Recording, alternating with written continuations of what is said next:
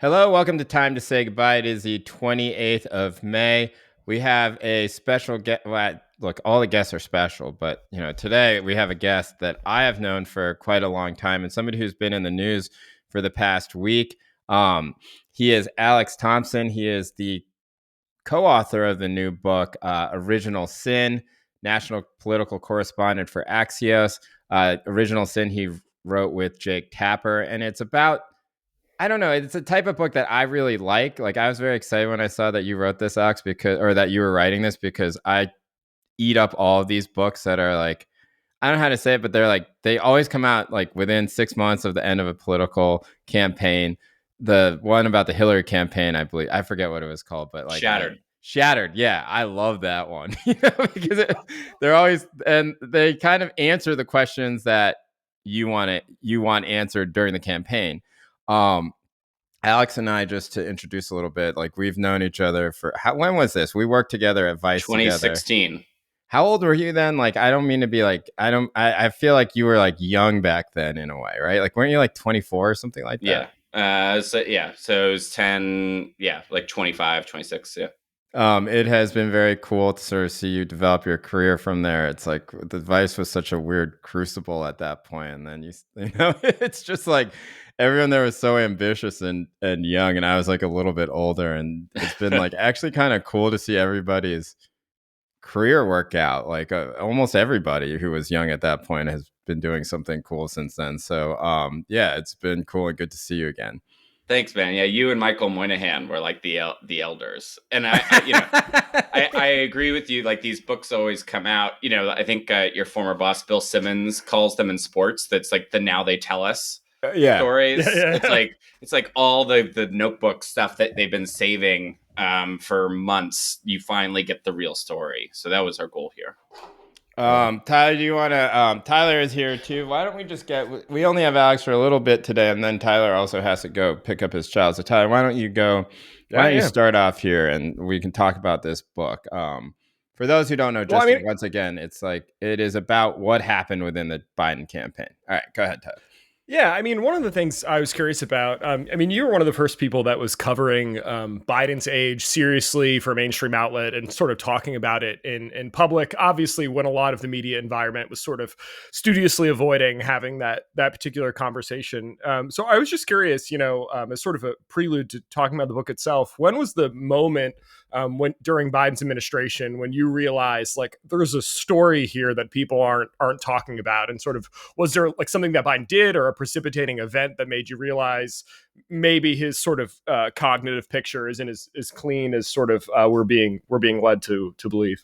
It's a great question, and also, if anyone hasn't read Tyler's piece in the Atlantic about that was like one of the most thoughtful like reviews. If you're deciding whether or not to buy it, I highly recommend that piece. In terms of the timing, I distinctly remember, and it had nothing to do with.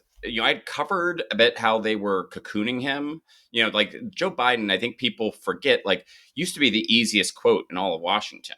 In fact, like reporters would run away because they knew that the quote would go on for 45 minutes, and then all of a sudden, he gave the fewest interviews of any president in many, many decades, and that was sort of an early sign. Now they came up with all these reasons. It's a newfangled media strategy, blah blah blah blah blah, but it was the first sign I remember thinking like, they are adapting to his decline and limitations. But that was like early 2021. I still distinctly remember when I thought it was a real story and I was going to do it.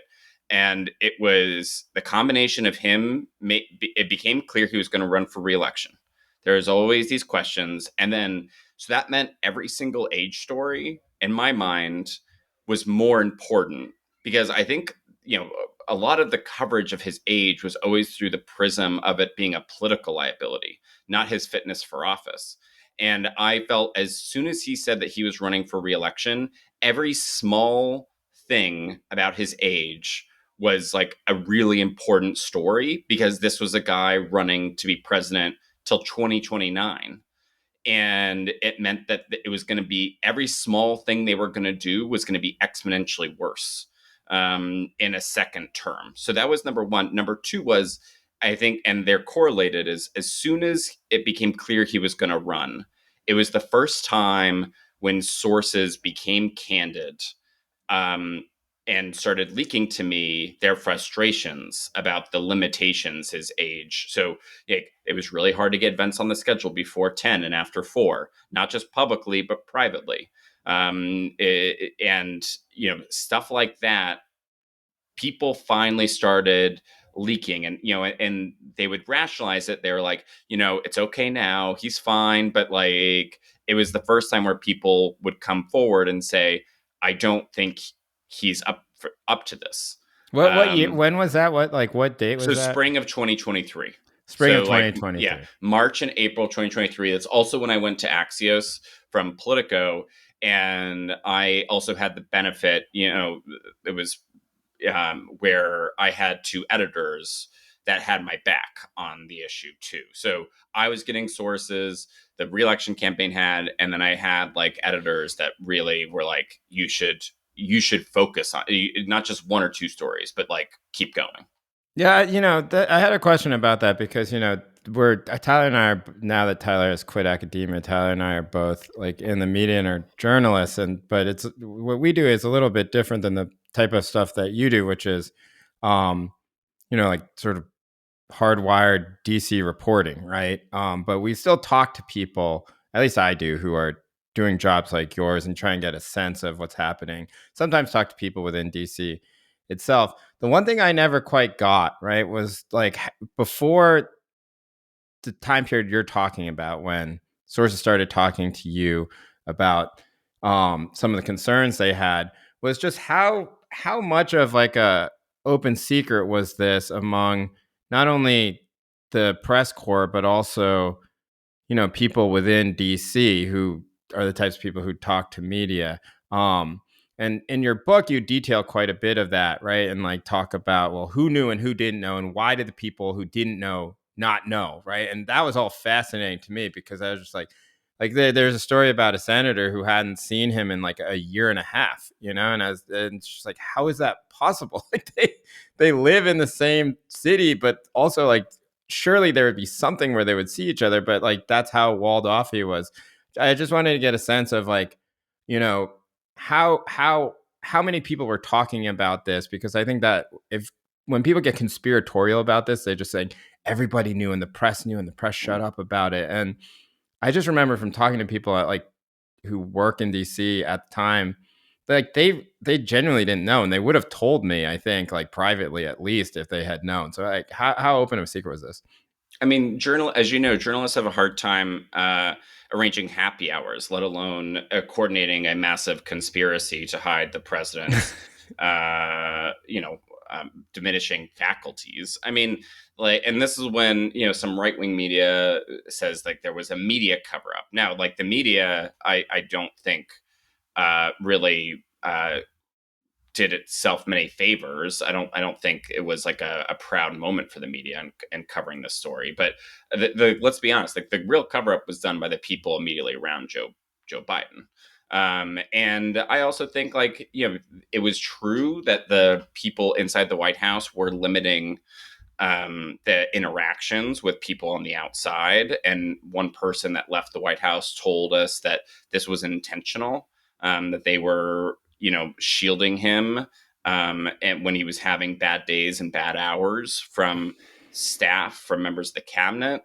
And there's one point in the book where whenever a reporter was doing a story on Biden's age, it's typical the press would reach out to all these people and say, I'm going to put you on the phone with this reporter to attest that he's like as sharp as ever.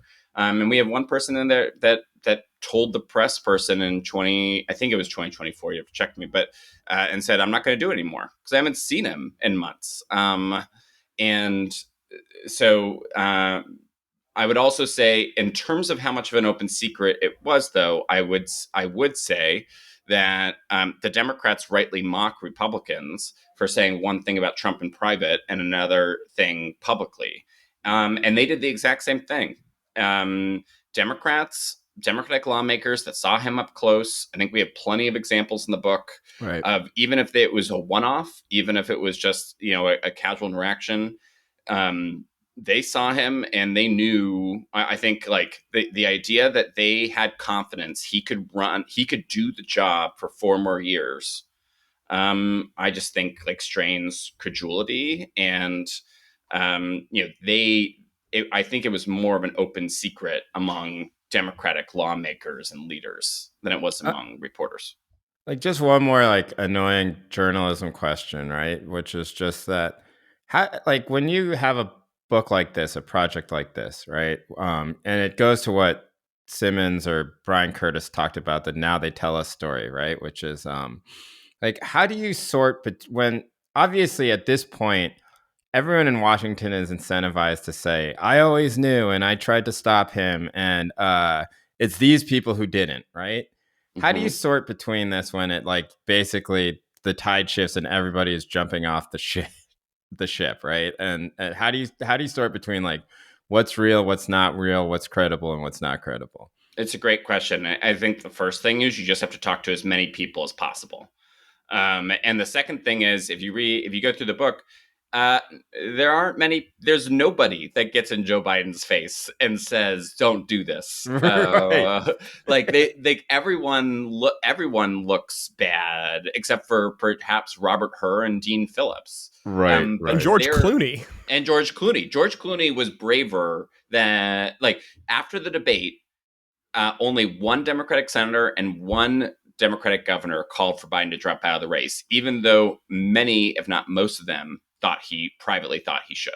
I mean, that's such a weird moment. Yeah, I mean, there you had that great thing with Seth Moulton, who, like, fashioned himself as being like the truth teller, and he came out with some like garbled statement like everybody else did. But let's say it's 10% hotter than everyone else, and then his friend from the Marine Corps calls him, and he's like, "Why don't you just tell him to drop out?" Yeah. And that was like the guy on the vanguard of like almost telling him to drop out, right? Like that. The book, in so many ways, for me, is just like, I feel like, obviously it's like everybody wants to know these details, but it just seemed like, for me, when I was reading it, listening to it some, but reading and listening to it, I was just like, man, this is like Profiles in Cowardice. It's like, it's just amazing how scared everyone is. And then there's a story this week about how, like, there's like basically a report that Democrats didn't know how to tell the older people who kept running for reelection to stop. And I'm just like, dude, how about you just say the word stop? But yeah, go. All right, Tyler, go ahead. Yeah. Yeah, no, I mean, there's, so much in the book that I think is really jaw dropping, much of which has been now sort of like reported and rightly bandied about the media. But one of the sort of pieces of pushback you guys have gotten, right, is that, well, you call it a cover up, but so much of the public thought he was too old. 70 to 80% of voters said he was too old to run again. 70% of Democrats said the same. So to what extent is this really a cover up? I mean, I think you lay out quite persuasively that, like, these aides were actively, attempting to cover something up. But how do you respond to those kind of criticisms that, well, to what extent is this really a cover up? Everyone knew this was all in plain sight anyway. And it's a great question. I think we call it a cover up because, as bad as some stuff was in front of the camera that clearly worried voters, tens of millions of people were shocked at the extent of the decline when he went on that debate stage. And I think we prove conclusively that the debate Biden, for lack of a better phrase, that the Biden we saw on the debate stage had been showing up behind closed doors, and that there were frantic efforts, particularly in late 2023 and throughout 2024, to hide that the severity of his decline from the public, from his own staff, from his own cabinet, and from the Democratic Party. So yes, I like, while the public was like, this can't, we called it cover up because of how they were trying to hide the extent of how it had gone. And then ultimately the debate just revealed what they had been trying to conceal. Right. I feel like the polls are capturing something different, right? It's basically like, should an 83-year-old or somebody who's going to be 86 still run? But it wasn't like, is this person unable to answer questions I think those polls would have been a little bit different. And that's what the debate showed, right? The debate showed somebody in deep decline. It wasn't like somebody who just might be too old to run, which is kind of different, right? Like if they asked if Bernie Sanders too old to run, I think most people, including me, would be like, yes, right? But Bernie Sanders, if you like, you see him, he still has his faculties, right? He's still able to do all this stuff. So I think those polls are asking a slightly different question. I do think, I don't know. I think that you guys conclusively proved that this was I mean, I was so like, I was reading it. And it was like, first of all, they call themselves the Politburo, where I'm just like, oh my god, get over yourself, guys. And the second part of it is just like this, loyalty and this inability to take in new information that they felt was going to be damaging, and it just felt like their main priority was to not hurt Joe Biden's feelings, but also to not make Jill Biden mad. Like if look, to the Lady listeners, McBiden. if you want like a lot of stuff about what Jill Biden did, you should read this book. It's so maddening. Yeah. Like, I was like, I'd check myself a few times because I was like, am I just like, being a dude here and just being kind of like shitty about this because I'm getting so mad at Jill Biden? In the end, I feel like it's still Joe Biden who did this and his aides, but it was the extent of meddling that took place, or the influence that she had was interesting, and it did have to do with sort of interaction between aides, right? It wasn't just Jill Biden doing it, but it was that certain aides have power. Can you explain a little bit of that for the audience here? Like, because I think that's a drama that people don't know, right? And that they always speculate about. It's like, who are these people behind the scenes? How are they like leveraging power against each other? That's why people love Veep so much, because like it's a story of those people. So yeah, can you just like, how did Joe Biden influence the president? Yeah, so members of Biden's own team told us they refer to her as one of the most powerful first ladies in American history, and her power wasn't over policy, right? It's not Edith Wilson like steering things in a certain direction, or even like Hillary Clinton, taking over healthcare. Her power was in enforcing loyalty. So I think you put it well, like shielding, like protecting his feelings and avoiding her, like punishment, I guess, or just like, avoiding like her anger. And basically it created a world in which dissent was synonymous with disloyalty often. And over time, anyone that raised objections was slowly but surely pushed out by Jill Biden and her top aide, Anthony Bernal, who, if she is one of the most powerful first ladies in American history, he is certainly one of the most powerful chiefs of staff to a first lady in history. And again, it wasn't as much about policy, it was about personnel and installing people that were always going to put the Bidens first. And in any of these jobs, I mean, you guys have seen this, and it exists in lots of power structures. But in DC, I've always found there's always this tug of war between loyalty to your principle and loyalty to your principles, for lack of a better way to put it. And in this case, they're clearly, they were much more focused on Biden than they were on the larger, part of, serving in the White House and the Democratic Party. One of the things I think I would sort of follow up on that point. And one of the things your book makes clear is that this didn't just start in 2023, 2024, but goes back as early as 2019. Some aides say that they first noticed Biden's decline starting in 2015. Well, I think the her stuff was from 2017. 2017. Yeah, when he's giving this her interview, or there are these tapes from 2017. The her interview was later. Yeah. But which are incoherent, basically, in as early as 2017. And then I think the moment that for me was the most shocking was on the campaign in 2020 when they try to record video footage of him talking to voters and answering questions. Yeah. They record hours of footage and they can literally only get minutes that they like have to splice together to make coherent, and this is in 2020, right? So like, I mean, and this is what I wrote about, but my takeaway was he never should have been president. But the sort of question I have sort of like outflowing from that, right, is if this is a guy who in 2020 was so sort of not with it all the time, that they struggled to get usable minutes out of hours of footage.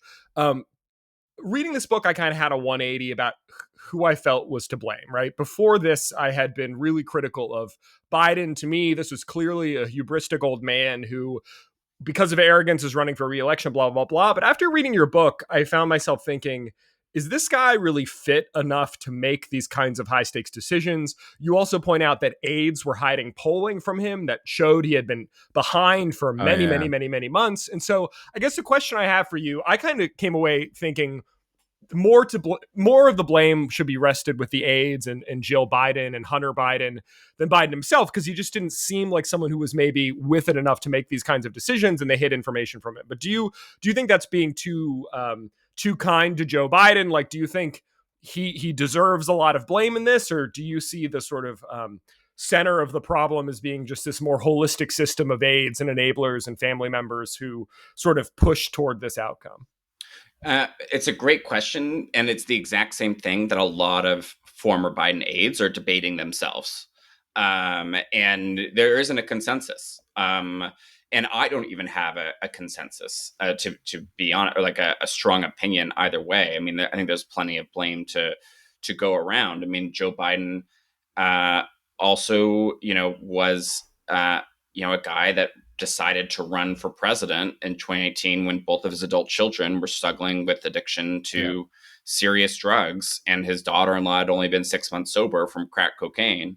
And that was also, and they've borne a lot of the brunt of the punishment of the public scrutiny that came with his decision. And I think that was, in its own way, putting his ambition first. But there are some people, in and when we quote them in the book about that, the video series, the botched sort of Zoom video series that you talked about, that became disillusioned with all the people around him at that point. And they used the threat of Trump to justify a lot, including at times what other aides described to us as undemocratic things. Yeah, that's like um getting 3 usable minutes out of hours of footage, as Alex knows, was what my television career, correspondent career. I mean, that's a better ratio than I had at Vice. Yeah, it was so bad. I mean, it's very hard. Some people do it very naturally, but for some people, it's very hard to like stare into a camera and read off a teleprompter. I was so bad at it, and I'd just do like 6 takes, and then I'd be like, "I'm going across the street." Storm out of there. Yeah, just on that point, like one of the things that I found so interesting, because I always had this question of why, which I think you probably still have, right? Why do people do this, right? Why do they hide polling? Like they know what's at stake, right? Presuming they believe that having Donald Trump as president is bad for America and bad for them, and that they also understand that they have a responsibility to make sure that the Democrats don't lose in some way, right?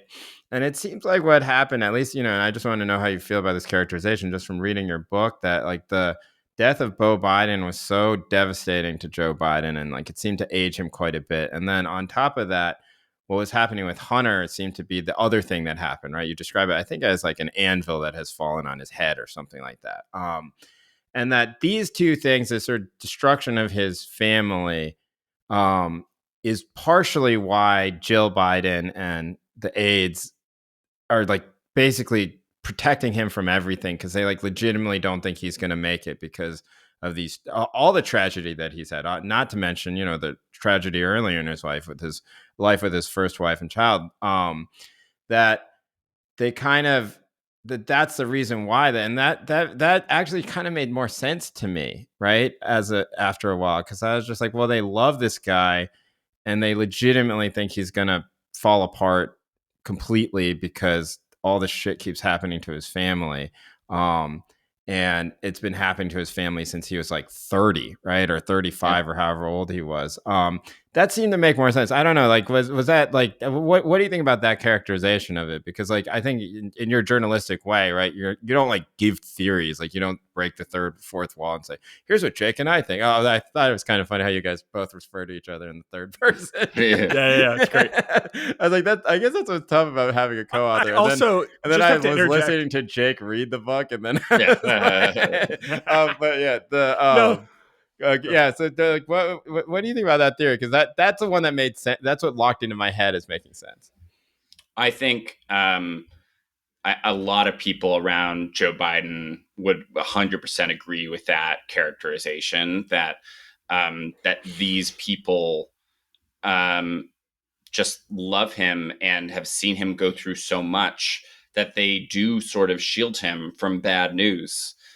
Because he is in some ways a sad and tragic figure who can get very melancholic behind closed doors. I mean, you can hear it in the Robert Hur tapes, Right. where he asks him a very simple question, and then he's off, talking about his deep grief over his son. And you also have to remember that Hunter Biden is the last living person from that accident when he was 29, 30 years old, and he clings to him. And Hunter, in his own way, I think, desperately, also wants redemption and wants to sort of fill the void that was left by Beau Biden.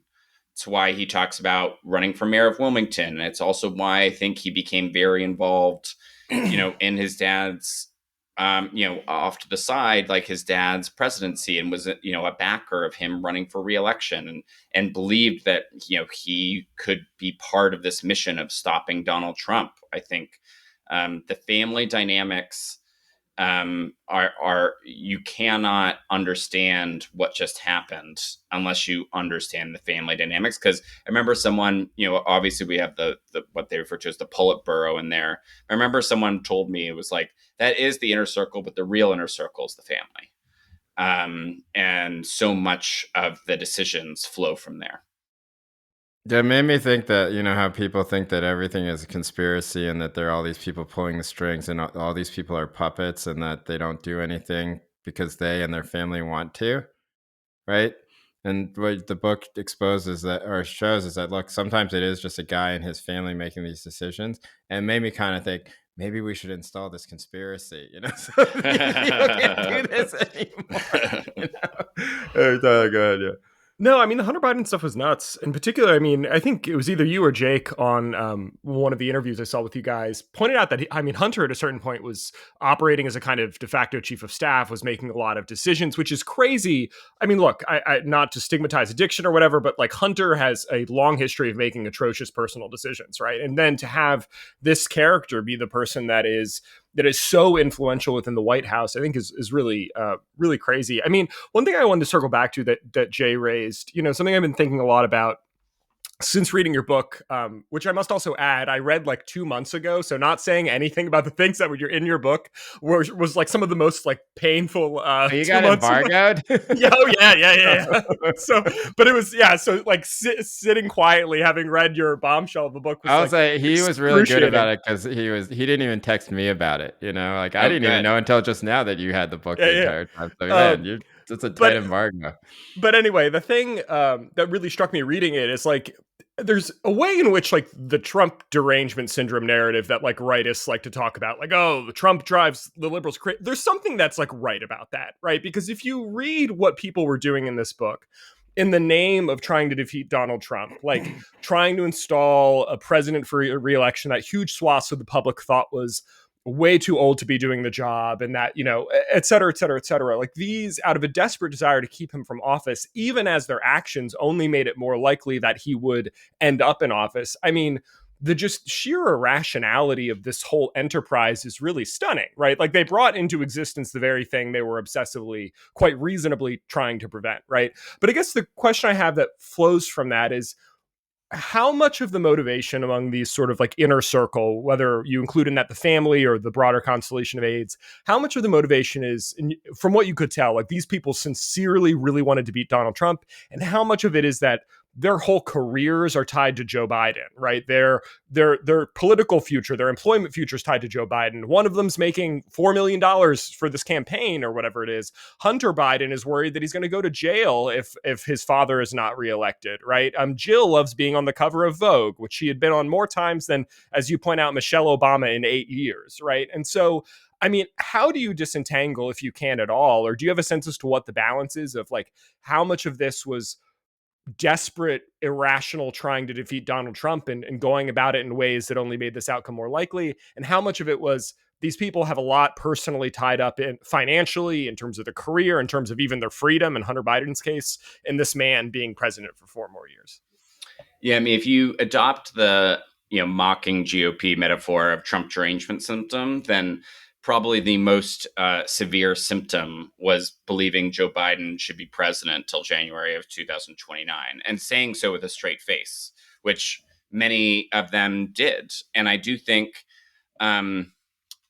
where one's self, I mean, people have a way of finding reasons that align with their self-interest.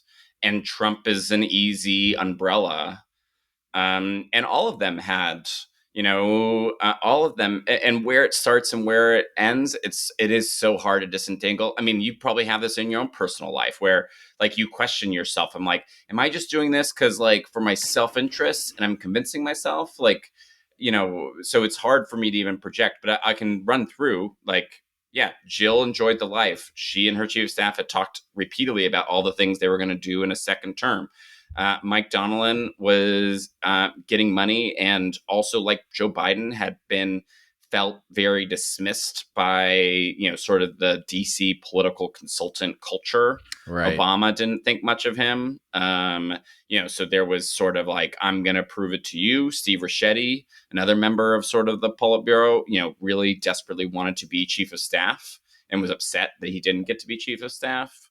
And Joe Biden, something that came up repeatedly with his aides is like, and Joe Biden's always had a chip on his shoulder, but it's like, I had a better midterms than Bill Clinton and Obama, and they got to run for reelection. Why don't I get to run for reelection?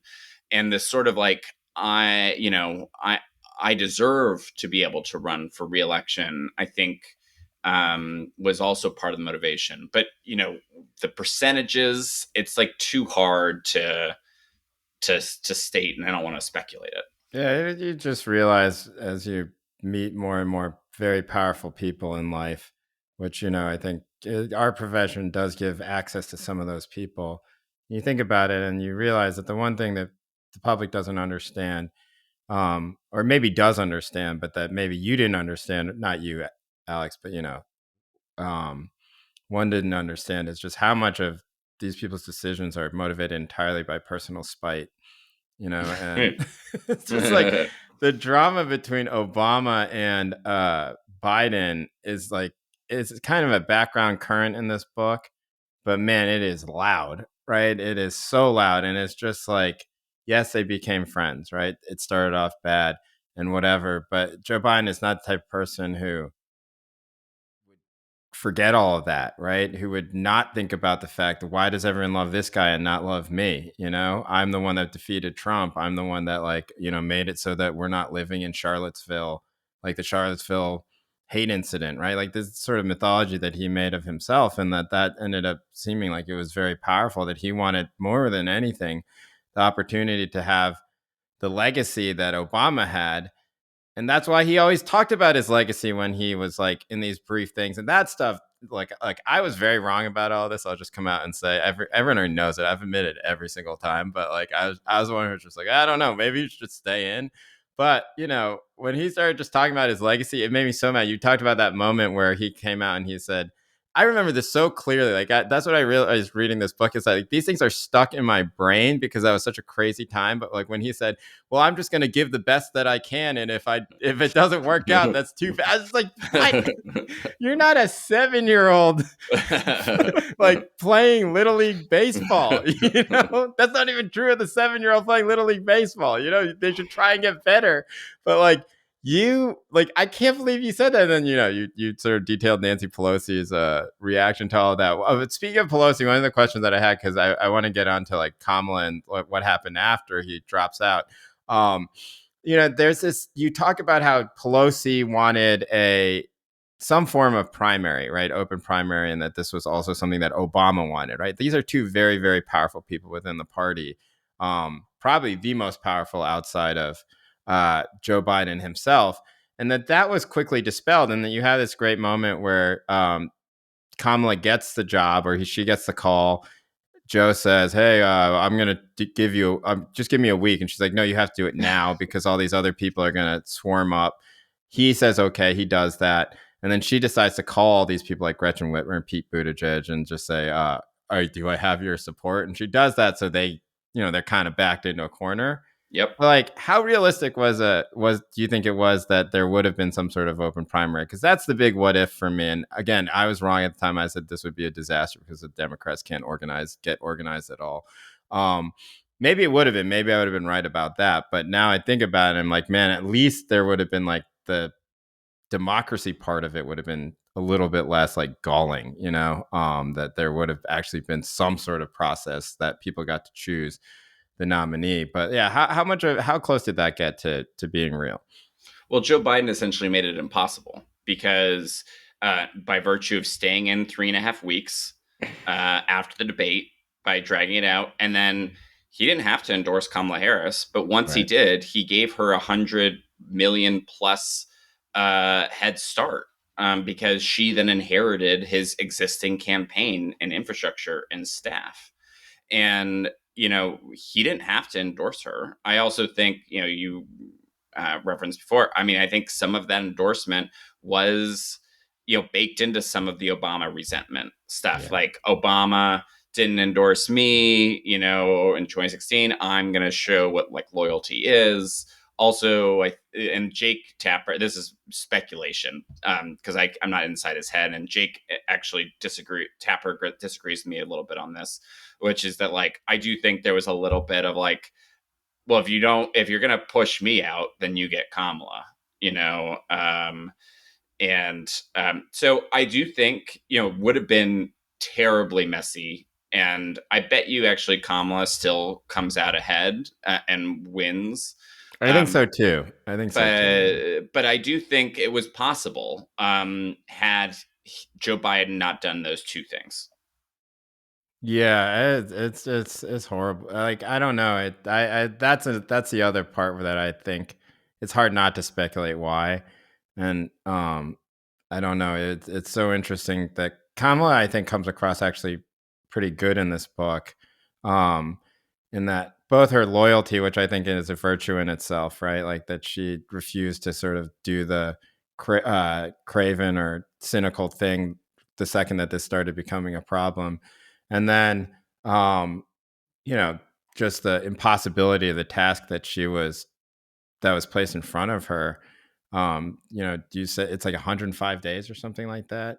It felt longer than that at the time, but like, man, that is like such a short period of time to do all this. But the other part that was striking to me was just like, and we sort of saw it during those 4 years in retrospect, is just how little Biden gave her to work with, right? He just threw her all these like, it's like, it's like basically like a guy in the NBA just holding the ball for like 15 seconds doing 6 moves. There's 2 minutes left on the shot, and then he like dumps it to another guy. He's like, "What am I supposed to do with the ball?" Like that's sort of how he treated her. And so given that, like the dynamics of why he chose her, just like it's hard not to speculate about that, So I agree. I think that I would side with you. It's maybe too much speculation to say. I'm gonna, screw you. Like here's the worst candidate I can possibly think about, right? If that was in his mind. But I also wouldn't put it past him because, so much of what he did was based on spite. I mean, the frustrating thing about, well, first of all, I agree with you both. I mean, I think on top of the reasons you articulate, not if a different candidate than Kamala were to be picked, that would be a double fuck you to his administration, right? Like, first, you have to get out of here because we think you're too old. But not only do we think you're too old, we think your administration is so politically damaged that we don't want your vice president either. I mean, I'm sure as a very proud man, that's was a lot for him to swallow. I mean, I just want to continue the sort of Harris line of questioning. I totally agree with Jay that she, at no point does she throw him under the bus, and she has ample opportunity to. A thing I would also just point out is that there's all this mythologizing about Biden, that Biden is a good and decent man, et cetera, et cetera, et cetera. And as you point out, this is a guy who chose to run for president of the United States when his children were dealing with twin drug addictions, one of whom had just got, Bo's wife addicted to crack cocaine, which she had recently got sober of. Yeah, that detail I feel like is like so like I forgot about that, and then I read it again, and I was like, oh yeah, damn. That's crazy. I'm sorry, Tyler. No, not at all. It is crazy. And then so on top of all of that, which is I think pretty selfish behavior, maybe excused because he says he's trying to beat Trump. After the election's over, he throws Harris under the bus again and again and again. Says, I would have won, blah, blah, blah, blah, blah. If I had been running, we wouldn't have had this Trump term. So after she's extremely loyal to him, keeps her mouth shut, doesn't throw him under the bus, doesn't seemingly try to push him out once he has that disastrous debate. He just, shows no loyalty in return. So I'm very suspicious of the sort of Biden as a decent man narrative. But setting that aside, a question I did want to ask you is about Harris, right? Which is that, I mean, from my point of view, there's no way people are talking about her running for re-election in 2028. And to me, there's just no way that's feasible. I mean, there are only two options on the table, both of which are bad. One is that Harris knew that Biden was severely cognitively diminished, said nothing, did nothing. The other option is that she was so walled off from the administration and so far away from power and had so little access to Joe Biden himself, that she didn't know, which means she had been irrelevant for those 4 years of that she was in the vice president, right? And either of those to me feel damning and disqualifying. But the question, to get to a question, is sort of, do you have a sense as to how much, if anything, Harris knew? Like, do you think she knew this was going on and just didn't say anything? I mean, do you have any sense as to, could she really not have known? That just feels so implausible to me. It's unclear the extent of what she knew, because as we said, they were keeping members of the cabinet at bay, especially by late 2023, early 2024. But it honestly, in some ways it doesn't matter, because publicly, after the Robert Hur report comes out, she willingly, without, like, the White House doesn't ask her to, she decides, I'm going to become the tip of the spear and pushing back against this. Right. I'm going to put my chips. And she says, I was in the room all the time and he was on top of it. Right. And this guy, Robert Hur, is a partisan hack. I'm paraphrasing. This is, essentially what she says. So she claims she was always in the room and claims Robert Hur is full of shit. And I think if you listen to those tapes, I think a fair reading is that Robert Hur was not full of shit. Yeah, they're alarming. They screwed over my Korean American brother, Robert Hur. Look, here's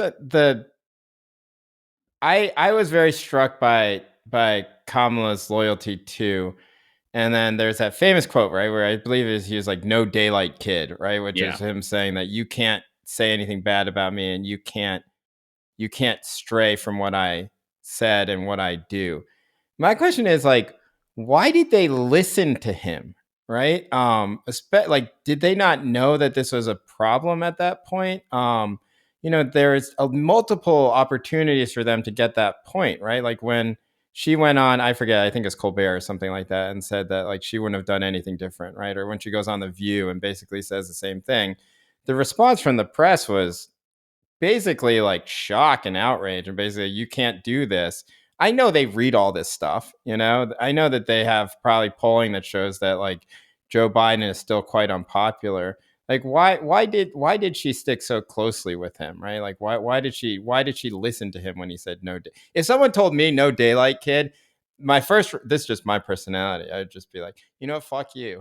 Don't tell me, I'm my own person, right? But she didn't, right? She just like, she almost is still doing that, right? She's still being a good soldier while people like Tim Walz and stuff are not, right?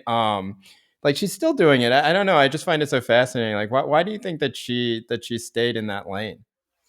To clarify, the no daylight kid line, I believe it was in the book Fight, not our book, but like regardless, she definitely did exactly what you said.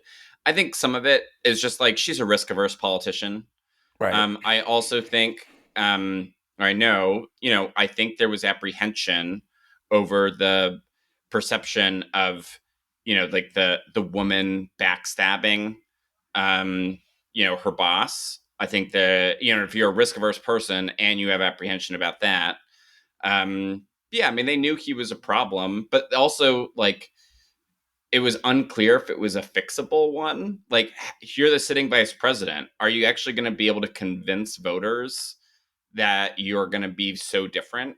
Um, and you know, and if you do, like, you can't just do like one or two little things. You'd have to make some serious breaks. And I think if maybe she'd gone through a big primary, then maybe she would have been more calculated about it. But I think in the rush of the 107 days, they just sort of went with with those answers.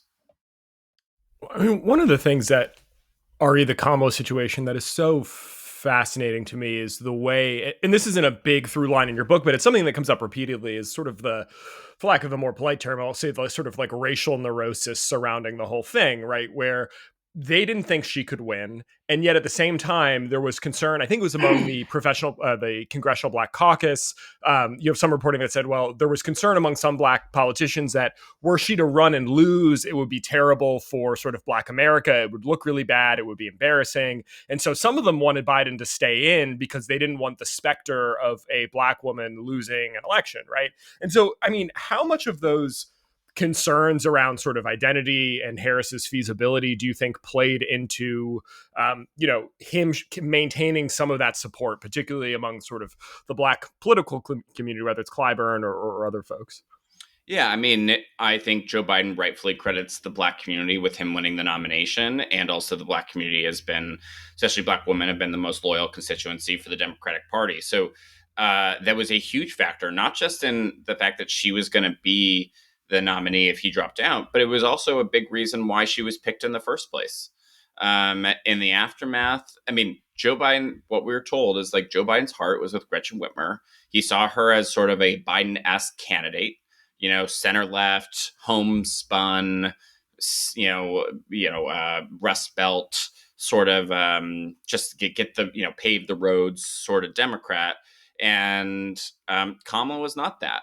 And after the murder of George Floyd, Ron Klain, Jim Clyburn, Cedric Richmond all made the case that he should pick a Black woman to make sure to unite the party. I think there was a lot of scars left over from the 2016 Bernie Hillary primary, and a feeling you have to go into the general election with united party. And she represented both sort of a more progressive wing, but also one of the most loyal constituencies of the Democratic Party. So I think it was they didn't want to acknowledge it, obviously, but it was definitely a part of the internal calculus in both 2020 and 2024. And as you point out, they chose her. I mean, flatly, it was decided. Like, this is not speculation or right-wing fear-mongering. I mean, they flatly decided they had to pick a Black woman. That was why they chose her.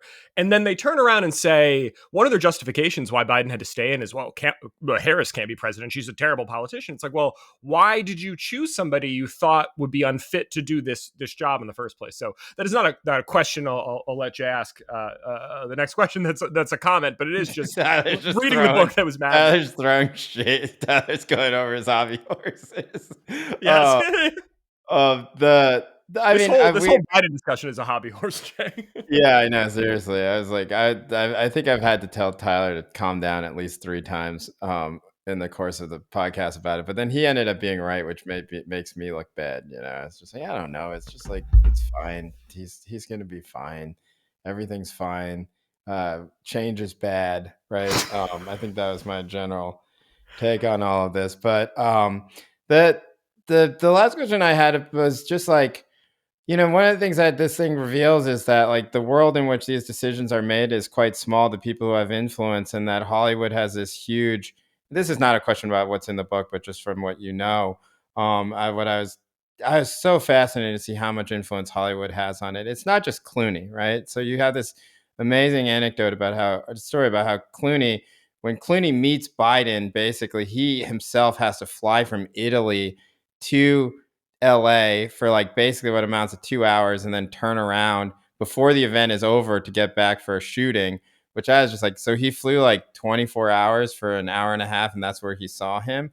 Um, but that it's not just Clooney, it's like Jeffrey Katzenberg, for example, is like a person. When Biden is doing Spielberg. debate prep and doing this video stuff, he's talking to like Steven Spielberg, right? Like that it seems like the Hollywood had this huge influence within this version of the Democratic Party, and it's something that I wonder, given that Clooney himself is like, "Well, I'm not doing this anymore," um, and then also a type of populist turn I think that the country has taken in itself, and maybe even just sort of the fact that Hollywood's not doing so well. Do you foresee that that's going to be the case going forward? That Hollywood is going to have this amount of influence? Because if you read this book and you're like, man, there's like 30 people who have influence on this guy, and it seems like 6 of them or 8 of them work in Hollywood. Yeah, I mean, it's a great question because I don't know if it's sort of the last gasp of like Hollywood Central. I mean, Hollywood, especially, I think like once you get to the Bill Clinton era, Right. right? Like lots of Hollywood influence. And then Obama too. But you also have like that's when you also start seeing tech influence too, and they're sort of in tension with each other. You have both like Eric Schmidt and Steve Jobs having lots of influence, but you still do have like the Spielberg and Tom Hanks and that whole and George Clooney and that whole crew. And so it's arguable that part of the reason, I mean, the reason they brought in Spielberg is because it was some like his communications deficits were so severe that basically they needed someone Biden would listen to. Right. And so they had like, you have Steven Spielberg as your tutor. Like that's in, I don't know if that will be replicated in the future. I guess like my hunch is that like, this might be sort of like a waning influence, but I could be completely wrong. I mean, as tech, if, like if other industries go toward the GOP, then Democrats might, like invest even harder in Hollywood. Yeah, I'm not no, I sure. know. It's just that's even so funny because in my head I was like picturing Steven Spielberg saying, "Listen, Joe, this is what when that shithead kid who played Elliot in E.T. when he couldn't remember his lines, this is what I told him." The Spielberg stuff was so funny. I mean, I just was like, I can't believe it's like a Zoom call giving him pointers yes. about all this. I was like, oh my God, this is like, there's so many points where they could have ejected, and obviously they just never Yep. did. So that's about the time that we have. Thanks for coming on. The book is Original Sin. I'm sure that everyone listening to this has either read an excerpt or knows about it. But if you don't, then go pick it up. You can also read what Tyler had to say about it in the Atlantic. Alex, it's great to see you again. Like, I really am like, it really has been cool watching your career grow over the past like 7-8 years and seeing you, break more stories and stuff like that. And, I hope that I wasn't like a giant weird dickhead during that period of time because that, I'm sure that I was at times, So, if so, I apologize. But yeah, it's good, and congratulations about the book. No, you were a great colleague now, and I was delighted when you guys both wanted to come on and talk about the book. So thanks for reading it, and you clearly like, sometimes you're on some of these interviews and you can tell that the person did a quick skim. So I appreciate you guys having like really delved into it. And No, no, no. No, it was great. I was up till like 1 o'clock last night, and it was like one of those things where I was just reading, and then I looked at the clock, and I was like, oh my God, like it's 1 o'clock, and it's like it reads so. It's like it is a thriller in that way, Yeah, right? Because yeah, it's yeah. just like you're just like, okay, what's and you already know the timeline, so it becomes like, okay, I'm at the day when he's gonna drop out, and I have to know everything about it. And so, I mean, it's like it's fun to read. So, I mean, it's horrifying, Yeah, yeah, yeah. but it's also, occasionally funny. It's a fun, horrifying read. All High right, thanks, praise. Alex, and we'll talk to you. Don't leave right now because we have to download the files. But okay, we'll talk to everyone next week.